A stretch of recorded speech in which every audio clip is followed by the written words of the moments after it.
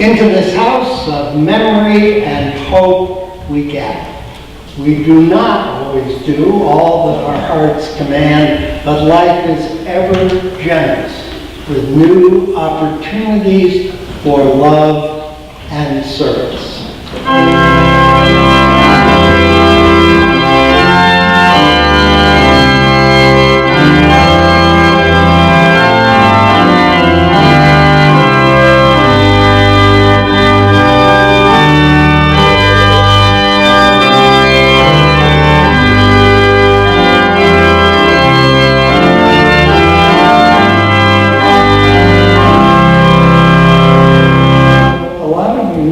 Said you didn't have to go to school tomorrow, and that's because this is Veterans Day. And Veterans Day is a time when we remember all those who have served in the military, but it started 100 years ago to celebrate those who were involved in the First World War. And these poppies here commemorated their memory. That's why you'll see people wearing poppies. Well, we got to thinking about that, and then our minds turned to this window right over here, which you can see, because it turns out that one of the people this window is dedicated to, one of the Parker brothers' children, fought in World War I. And though he wasn't killed there, his memory is still remembered there. And this is what I like to call the Monopoly window. You'll see it depicts Jesus teaching. And you'll see over in the little corner there, someone playing a game. Because, of course, the Parker brothers invented a huge number of games. And, in fact, we have some of them here today, yeah? Well, it's funny that we should have a Parker window here where I was at working, because in my family, Parker Brothers had a very special place. My grandfather worked there for a short time, my uncle worked there for a short time, and my father worked there for 29 or 30 years, something crazy. He was there from 1959 till they closed, I believe, in 1991. Someone else can do the math. Growing up, we had memories of game testing. We played every Parker game. My brother would read all the directions. I never, even as an adult, knew how to read directions to games because someone always did it for me. I still sit there and wait for someone else to read the directions. So here we have, nowadays, you guys can play Monopoly? It's fun, isn't it? A lot of people play Monopoly still. And what's this special Monopoly game here? Star Wars. Has anyone else ever played this Monopoly game? Who has this game? Anybody? It's another great game. I have Clue. You have Clue. A lot of people still do. And here, when you guys get up to look, there's a plaque here in affectionate memory of Bradstreet Parker, cadet, U.S. Naval Aviation, who died when in the service of his country in September 1918. Age? 21. They have better eyes than I do. So it's something we can all remember. What legacy we have in this church of fun and games. The plaque is here because it indicates that he was a member of First Church, and the plaque will be reaffixed to the walls as part of our next renovation. But let us pray for all those who enjoy playing games. As you go now in peace, I have a postcard of the Monopoly window to give you. If you want one, go now in peace.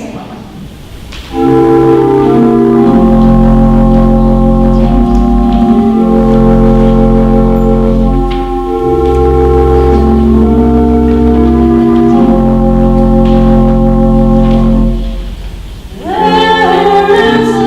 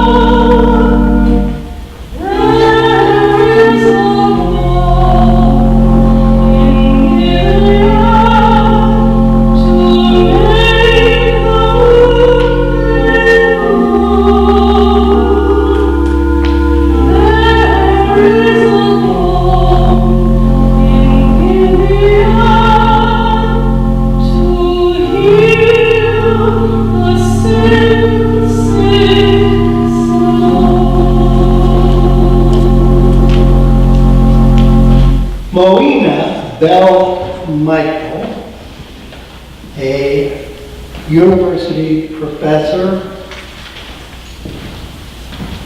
and a graduate of university at the age of 15, is known as the Poppy Lady. Sometimes people wonder all over the world why it is that red poppies are used to symbolize remembrance of veterans of World War I. The armistice for World War I was signed on the 11th day, the 11th hour, the 11th month, 100 years ago. And it was the end of a horrible, horrible war. And everyone involved knew the pain of it in some way. There was featured in Ladies' Home Journal, which still exists and is now edited by a Unitarian Universalist member of our church in Summit, New Jersey. There was a spread, an article about the field in Flanders, Flanders Field, which had been the site of a horrible battle. Many, many people of all sides died and were buried, but growing where they were buried was the hardy poppy, the red poppy. And that's where the red poppy comes from, but not without Moena Bell Michael. She was in New York City up at Columbia University. She was acting as the host for the YWCA secretaries from around the country who were trying to find ways to help service people. And from her own wallet and money, she would buy flowers to keep this rather dingy and dark room where the meetings took place a little brighter. And some of the secretaries, all of whom, by the way, were women, gave her some money and said, "We want to give you this money because we know you put these flowers in there." And she showed them the article in Ladies' Home Journal with the poppies, and she said, "I'm going to go and get poppies and put them here to show the strength of people who can survive." And she went out and she looked for poppies. There was not a live poppy to be found, which is exactly what our folks here discovered when they tried to find some live poppies for this morning.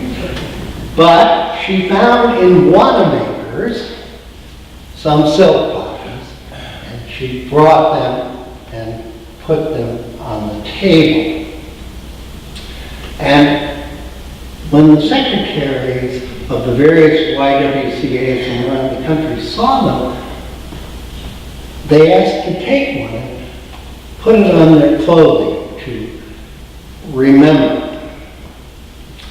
And so that inspired Moena to rewrite slightly the famous poem celebrating those who died at Flanders Field. And this is what she wrote. "Oh, you who sleep in Flanders Field, sleep sweet to rise anew. We caught the torch and threw, and holding high, we keep the faith with all who died."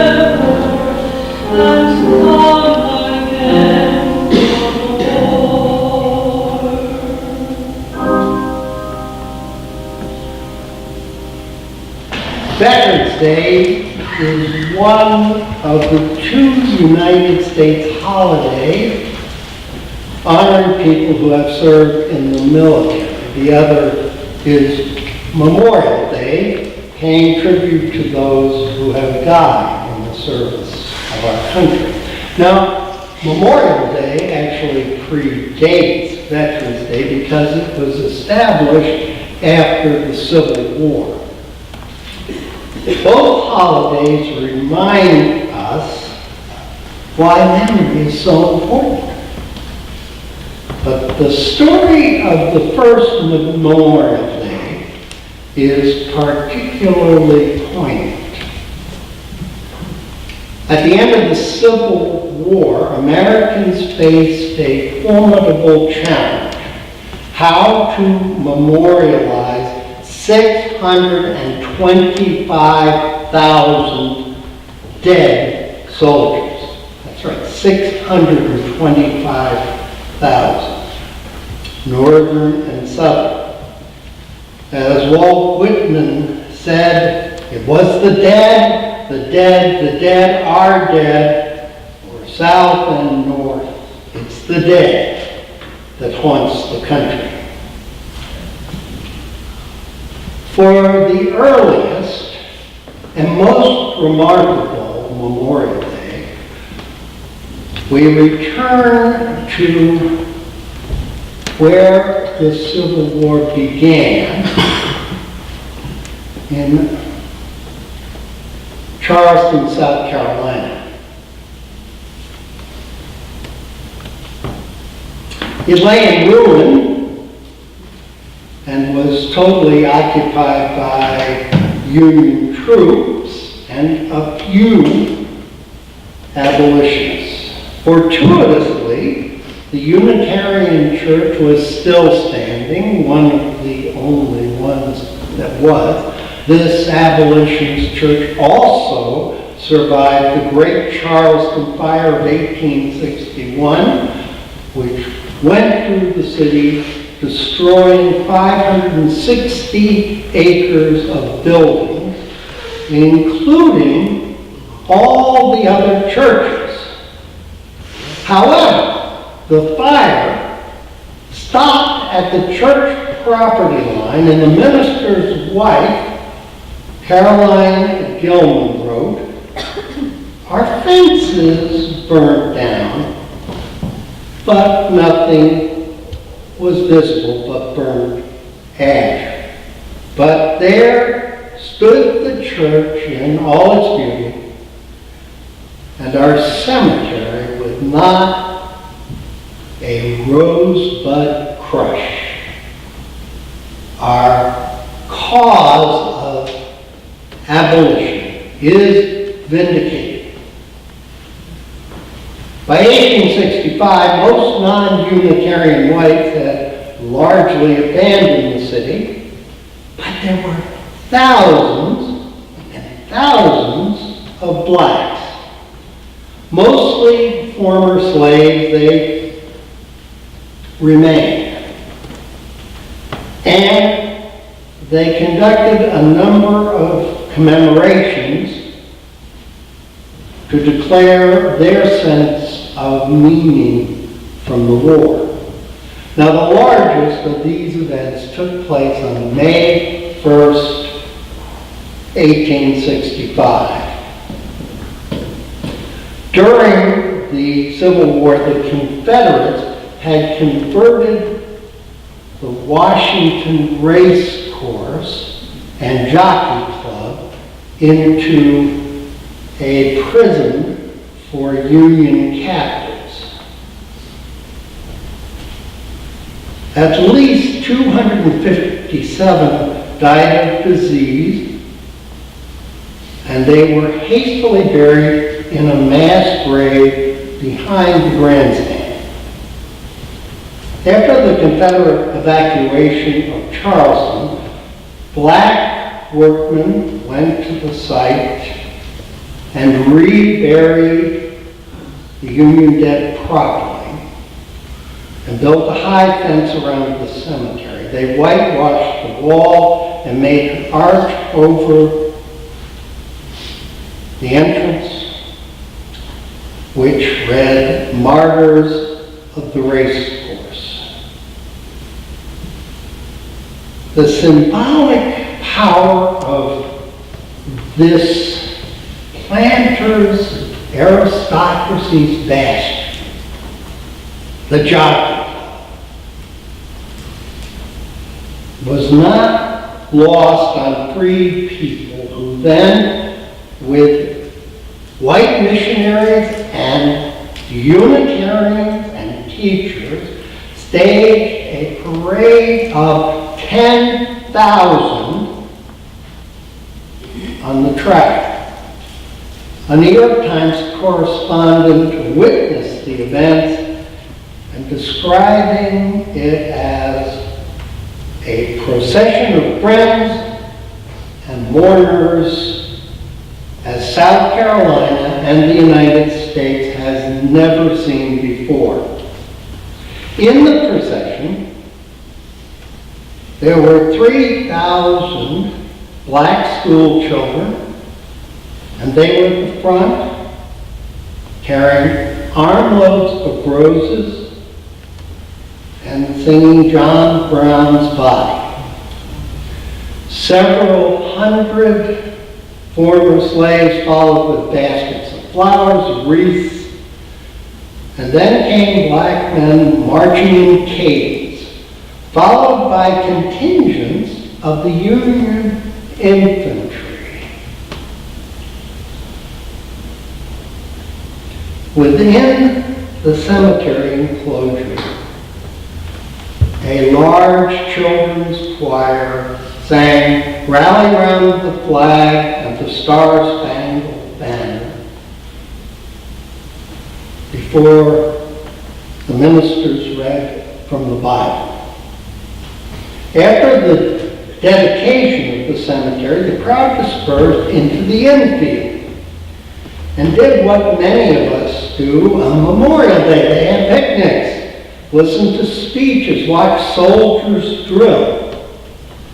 Among the full brigade of Union infantrymen, there was the famous 54th Massachusetts Regiment, the first African American regiment organized in the northern states during the Civil War. In fact, it was organized and trained not far from here in Essex. The war was over, and Memorial Day was founded by African Americans in a ritual remembrance and consecration. By the war, they had boldly announced that they were free, that they were themselves patriots. Now, the Unitarian poet Archibald MacLeish was especially aware of the importance of sacrifice. As a young man, he had served as an artillery officer in World War I, and he witnessed the suffering on the battlefield of Europe. He took public service again during World War II as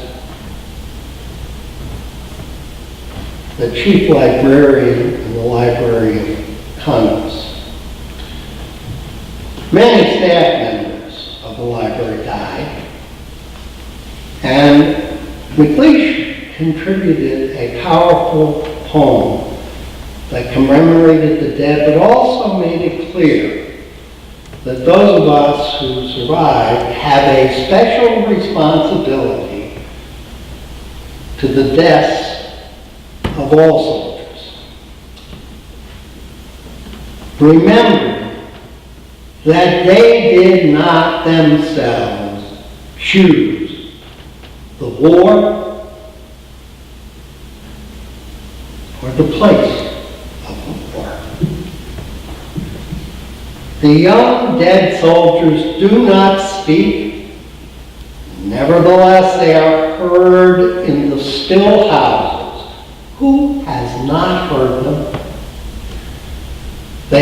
silence that speaks for them at night, and when the count clocks, they say, we were young.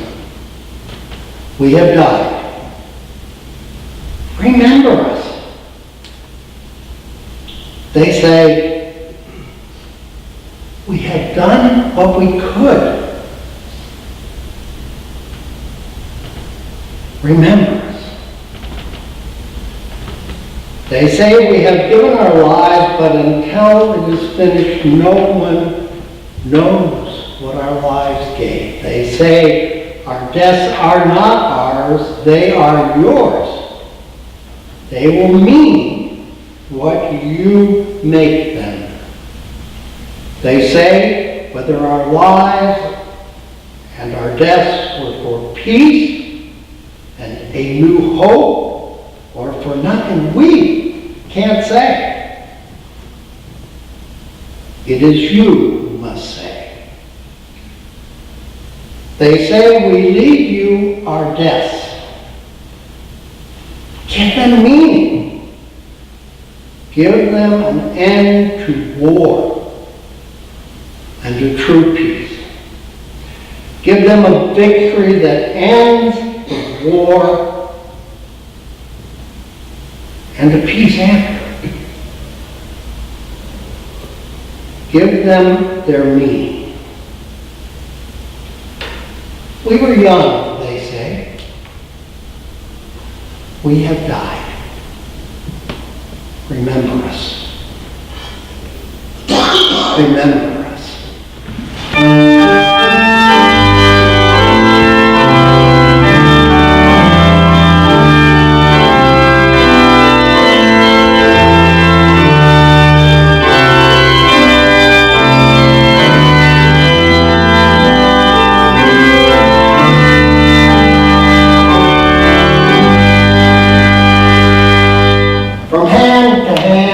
Greeting flows, the touch warms us and holds us and leads us forward from our memories into the future. Benedictus, benedicat, may those of us who are blessed bless the world. Amen.